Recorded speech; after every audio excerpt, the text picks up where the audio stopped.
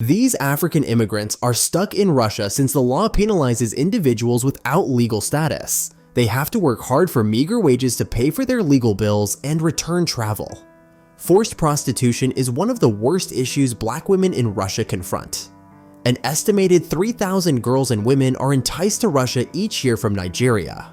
Although they are lured into sex trafficking rings, they are promised chances and student visas. Russia may be one of the last locations on Earth that springs to mind when considering populations of African descent, but it is home to more than 70,000 Black people.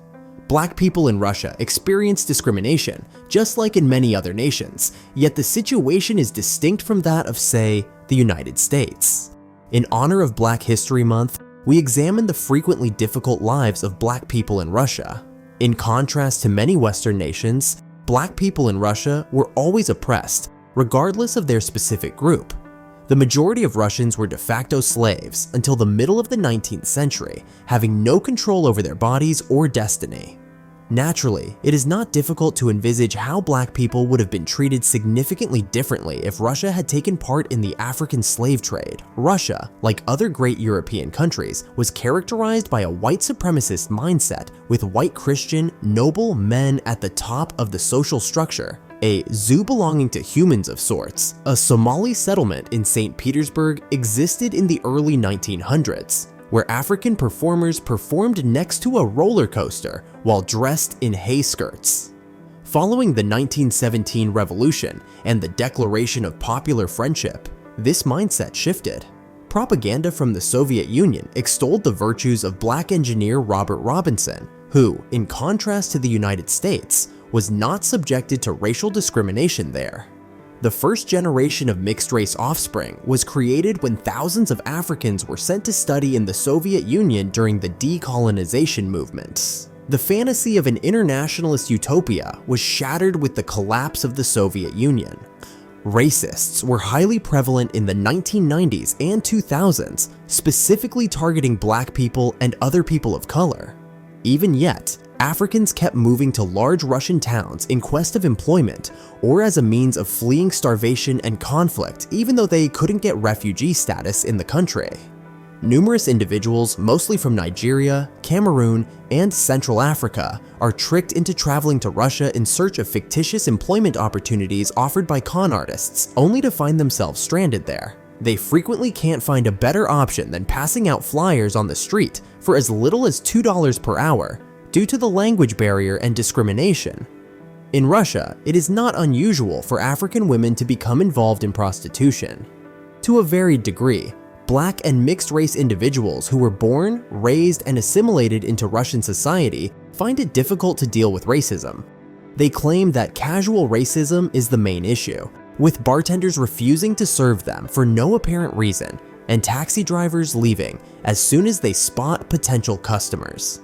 Throughout my whole life, I have witnessed Russians constantly using derogatory language to describe Black people. This isn't because of overt, aggressive racism. Rather, it stems from ignorance and a total lack of knowledge about Black history worldwide. Since there will be more and more African immigrants to Russia, it is the duty of the state and the populace to support their integration. The difficult process needs to begin in schools, which currently steer clear of racial topics entirely. It also needs to continue with better representation of Africans in Russian politics, the media, and the labor market. If not, Russia will continue to promote the racial marginalization of upcoming immigrants. Racism and prejudice were officially forbidden once communism was established in the Soviet Union because they went against the egalitarian and Marxist ideals of the time. Ethnic minorities such as Jews continued to face casual racism and derogatory remarks despite the Russian criminal code's prohibition and persecution of racial and ethnic discrimination. Black Americans also experienced ongoing discrimination and oppression in their day-to-day lives, were denied the same rights as white Americans, and were viewed as second-class citizens. African Americans saw considerable appeal in the classless, racially egalitarian Russian society, and hundreds of them left the country in search of a more tranquil existence in the 1930s. Around this same time, Claude McKay and Langston Hughes, two prominent figures of the Harlem Renaissance, traveled to Russia, where they were met with greater acceptance and artistic opportunity than they would have in the United States. A second wave of black immigrants arrived in the USSR after World War II, this time from African countries, as a result of a lucrative scholarship program that encouraged thousands of young Africans to pursue higher education in Russia. Many of these students stayed in Russia, and their descendants still live there now, although they are significantly less accepted than their ancestors were. Some of these students took advantage of the excellent education and left for their home countries. The fall of the Soviet Union and the rise of racism. During the Soviet Union's fall, when Gorbachev's reforms increased free speech, opponents and people in economic misery began to blame alien organizations for the bloc's demise. African Russians started to face racial prejudice and harassment from white racists and nationalists. Today, however, Afro-Russians do not face the systematic racism that exists in American communities as a result of centuries of subjugation. Nonetheless, they face casual racism. Cab drivers and bars may refuse them service because of their appearance. Others may refer to them as foreigners, and passers-by may stare at them. While a lot of black-born Russians claim they do not experience racism, others say that black Russians do not notice it since it is part of their everyday lives. Abuse of African immigrants. Every year, con artists trick hundreds of Africans into traveling to Russia in search of fictitious possibilities. They are promised work, education, and even access to football clubs. But after spending all of their cash, they discover they have been duped and are without a visa to enter the nation. The history of racial formation in the Atlantic world was linked to and distinct from the history of color in the Soviet Union. The definitions of race and color were disputed not just by those who could be classified as racists and anti-racists, but also by those who attempted to justify their assigned blackness in a variety of absurd ways. The development of classifications and identities, as well as the gaps between opposing viewpoints, provide a wealth of material for discussing issues that go beyond the widely accepted theory that official Soviet colorblindness contradicts popular anti-black racism.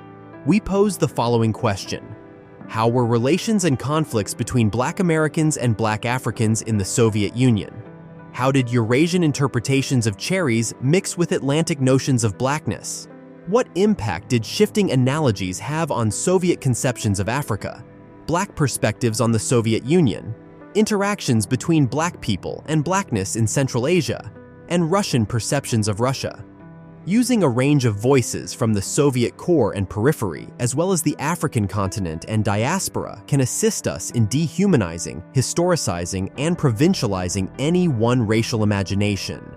We propose 3 directions for further investigation. First, to comprehend blackness in the Soviet Union, we implore historians to examine our source material critically. The fact that the most frequently referenced anti-Soviet memoirs and Soviet archives have similar fundamental obsessions is one irony that begs examination. It is likely to replicate Soviet authorities' obsession with violence, complaints, and disruption if one largely relies on the archives of Soviet institutions that dealt with African students. Historians have identified a great deal of Cold War memoirs written in the West that touch on the same issues, albeit for different reasons. Because the US State Department and the British Foreign Office solicited, edited, and disseminated tales that presented the Soviet Union in a particular light, such memoirs need to be handled carefully. Committed communists, some black tourists to the USSR, were researching ways to start revolutions in their nations. Some decided to move to the Soviet Union to flee bigotry at home. Some came as tourists or students looking for what tourists and students want everywhere: exciting new experiences or a degree. These people were not communists at all. Some of them discovered what they were seeking, others didn't. Both first-generation African immigrants and many other Afro-Russians can relate to Castillo's story. Roy Ebonga, a 21-year-old Congolese student studying economics at Bryansk State University, is one example of this. He spoke on social media about an incident in which he was the target of racial profiling in a cab. "I won't give a person a ride if I don't like them," the driver is heard stating in the footage. "It's my vehicle." The driver says, "Yes, of course," in response to Ebonga's direct question, "Are you a racist?" Put simply, racism exists in Russia, But Afro-Russians choose to ignore it since they see it as just another part of their everyday reality. For a variety of reasons, including the tiny number of black people in Russia, the paucity of study on the subject, and the general indifference of outside actors, this human rights issue frequently receives very little attention.